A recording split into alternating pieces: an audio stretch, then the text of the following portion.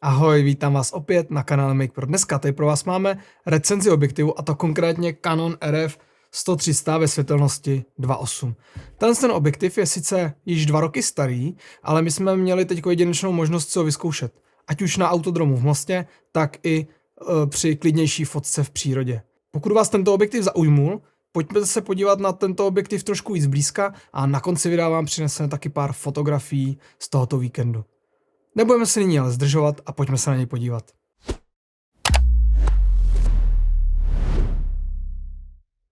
Určitě jste si všimli, že tady máme i jiné objektivy, 105 a 24 105. Tyhle objektivy tady mám pro nějaké vysvětlení spolu s tímto objektivem, takže těch si zatím nemusíte všímat a pojďme si říct něco o tomto objektivu. Objektiv jako takový, začneme konstrukcí toho objektivu.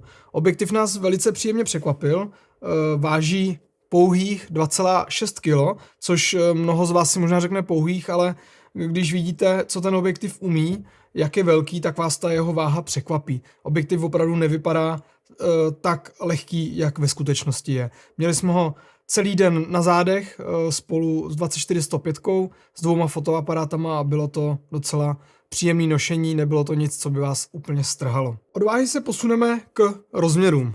Objektiv je zhruba 36 cm vysoký. Když si sundáme sluneční clonu, tak se podíváme, že na objektivu máme docela velký průměr toho předního kroužku, je to 112 mm. Filtry různé, polarizační a tak dále se vkládají klasicky šroubováním zepředu. Bohužel absence u tohoto objektivu je drop-in filtru, ať už z vrchu pomocí takového speciálního šuplíku, anebo vkládáním zde mezi fotoaparát a objektiv. To je trošku škoda, to nás trošku mrzelo, že ten objektiv má ty šroubovací 112 mm filtry vepředu. Co nás ještě trošku mrzí na tomto objektivu, je to, že nemá zabudovaný telekonvertor. Nevadí to, telekonvertor podporuje jak 1,4x, tak 2x telekonvertor od Canonu nebo od výrobců třetích stran. Ten se krásně vloží mezi objektiv a fotoaparát a poskytuje nám ještě delší to ohnisko. Já si tam vrátím tu sluneční clonu.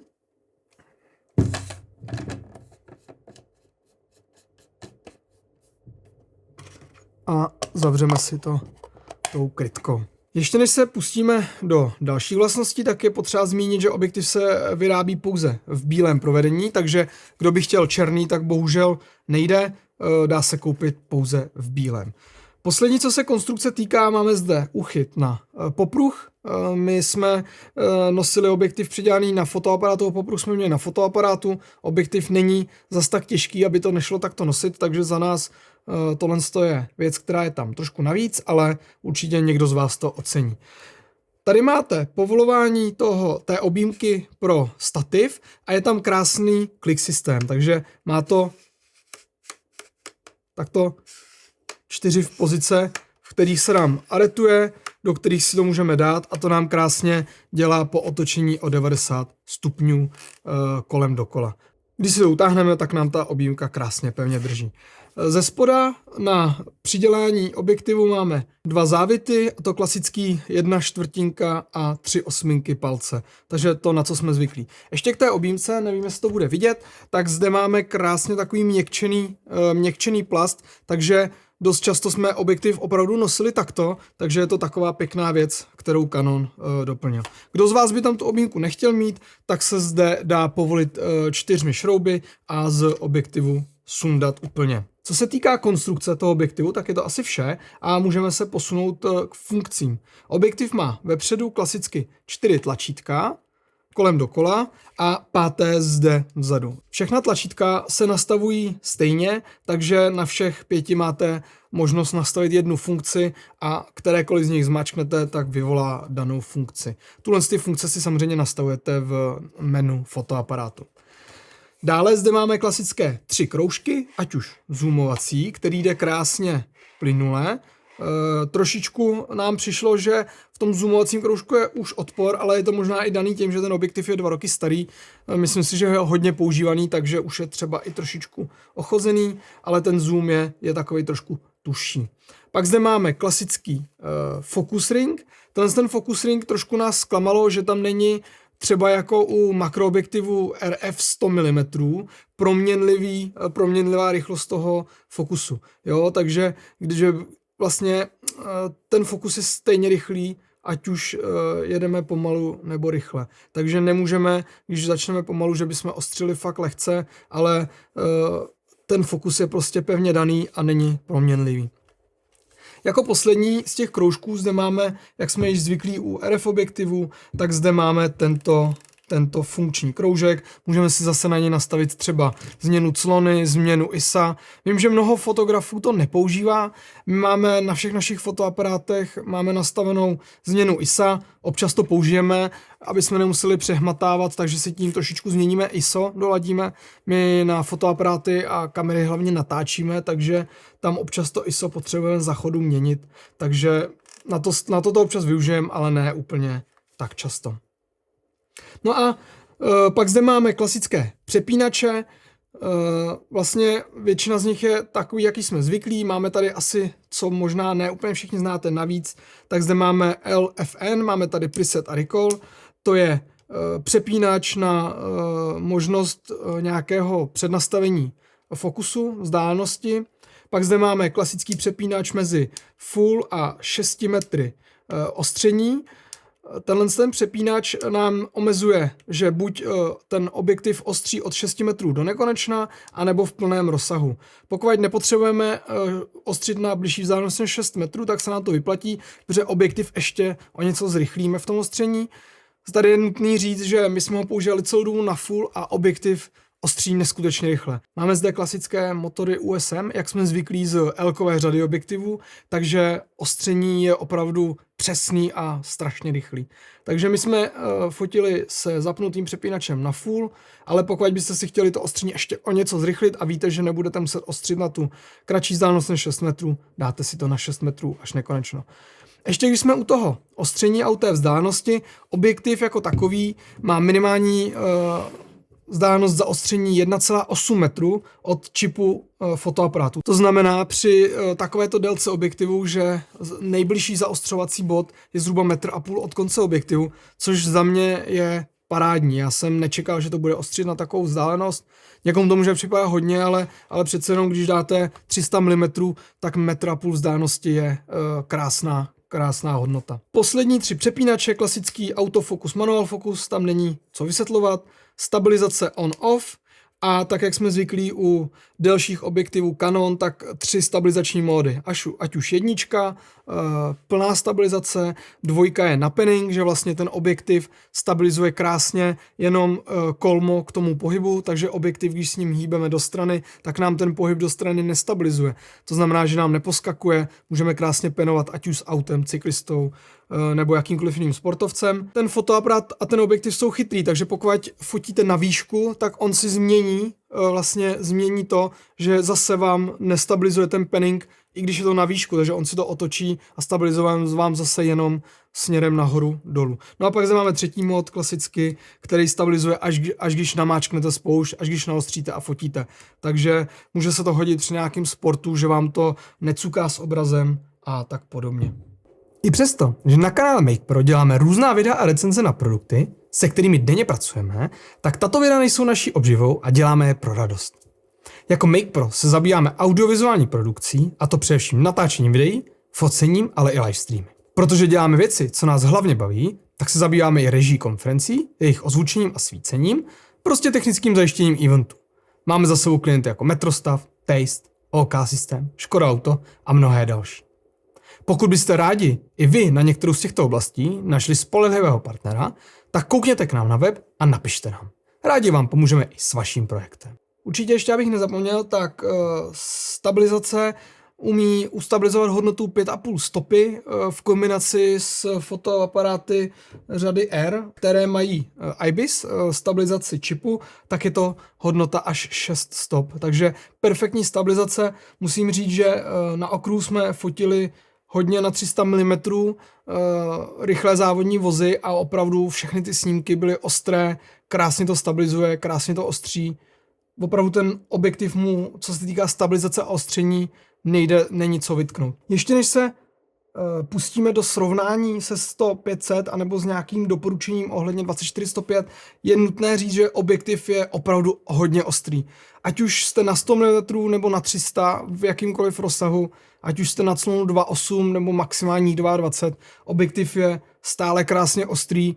Fotili jsme rychlá vozidla na okruhu na 300 mm, stabilizace a ostrost naprosto perfektní. Opravdu objektiv samozřejmě drahý. Ten objektiv v České republice v dnešní době stojí kolem 308 000 korun z DPH, ale tu cenu opravdu vyvažuje tím, jaké má schopnosti. Ještě pro opravdové fajnšmekry, koho to zajímá, tak objektiv má 9 lamelovou clonu a obsahuje 23 prvků v 18 skupinách, takže to je ještě k vnitřní konstrukci objektivu.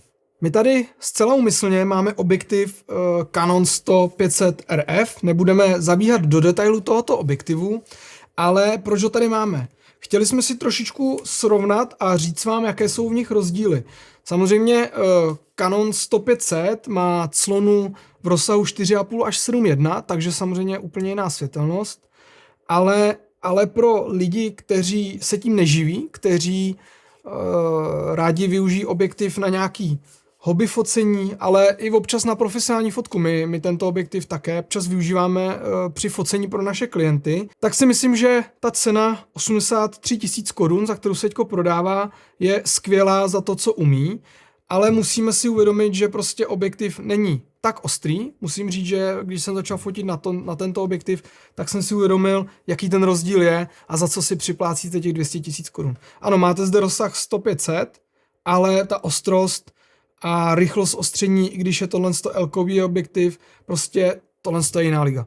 Takže pokud uvažujete o koupi nějakého teleobjektivu, chcete ušetřit peníze, budete to mít na hobby focení a nevadí vám ta horší světelnost, trošku horší ostrost fotografií, určitě šáhněte po 105 tisícovce. Pokud chcete jít úplně do toho nejvíc profi objektivu, určitě bych doporučil tady 103 stovku. Můžete si na ní dokoupit ten extender, který samozřejmě jde dokoupit i zde, takže dostanete ještě větší rozsah, ale když si koupíte extender a dáte si ho na tento objektiv, dostanete se s dvojnásobným extenderem až na 600 mm, ale s tou perfektní ostrostí a s tím opravdu rychlým ostřením, který tento objektiv nabízí. S tím samozřejmě se pojí i to, že si samozřejmě trošku zhoršujeme tu světelnost, násobíme kromě ohniskové vzdálenosti taky světelnost, takže potom se dostáváme na minimální světelnost 5,6 při tom dvojnásobném extendru. No a poslední objektiv, co tady mám, je 24-105. Tohle je nová 24-105 od Canonu, kterou vydali nedávno. My vám uděláme samostatnou recenzi na tento objektiv, ale proč ho tady zase mám? Ten objektiv, co teďko Canon vydal, tak je v krásné světelnosti 2,8. My jsme to porovnávali s původním 24-70 ve světelnosti 2,8 a musím říct, že ten objektiv nás překvapil tím, že ve velké části toho rozsahu je dokonce ostřejší než 24-70 a troufnu si říct, že dost podobně s ostrostí na tom jako tento objektiv. V některých situacích bych řekl, že 103 je trošku ostřejší, ale co se týká té kombinace, my jsme vyrazili na autodrom v Mostě, kde jsme měli 24-105 na R3, měli jsme tam 103 na R5C, Mark II a mohli jsme krásně využívat toho pokrytí. Vlastně těmito dvoumi objektivy, když nechcete používat pevné skla, nechcete měnit za chůze jednotlivé objektivy na fotoaparátech, tak pokryjete ohnisko od 24 do 300 mm. Takže pro ty, co chtějí mít jenom dva fotoaparáty, nechtějí měnit objektivy za různá ohniska, tak to je opravdu skvělá kombinace. Máte pokrytí od 24 do 300, jak jsem říkal, máte to krásně na ramenou a můžete vyfotit téměř jakoukoliv situaci. Samozřejmě vám tam chybí pár milimetrů od těch 15 do těch 24, těch širokouhlých, ale myslím si, že jak všichni víte, 24 mm je dostatečných k tomu, abyste pokryli většinu širokých situací, kterou potkáte při vašem focení. Myslím si, že jsme si krásně shrnuli tento objektiv. Na závěr, nežli si pustíme kratičkou prezentaci pár ilustračních fotografií, tak bych chtěl shrnout přednosti, nevýhody tohoto objektivu a proč si ho třeba vy máte koupit. Objektiv je to opravdu skvělý. Ostrý, rychle stabilizující. Za nás trošku škoda, chybí nám zde drop-in filtr vzadu, případně zabudovaný telekonvertor, tak jako jsme měli třeba u EF 200-400, takže to je trošičku to, co nám chybí. Objektiv je krásně lehký a co se rozsahu týká, my jsme objektiv používali na závodním okruhu, kde nám 300 mm bohatě stačilo. Myslím si, že pro sporty jako je hokej a podobné sporty je tento objektiv taky velice dostačující, případně si na něj můžeme dát konvertor. Někomu samozřejmě může vyhovovat pevných 400 nebo pevných 600 mm, ale myslím si, že 99% sportů pokryjeme tímto ohniskem úplně bez problémů. Samozřejmě lehkou nevýhodou je i cena. Cena se pohybuje kolem 300 000 korun z DPH, takže je to nemalá investice, ale pro lidi, kteří se tím živí, myslím si, že tato investice se vám určitě vrátí a budete naprosto spokojení s tím, jak objektiv funguje.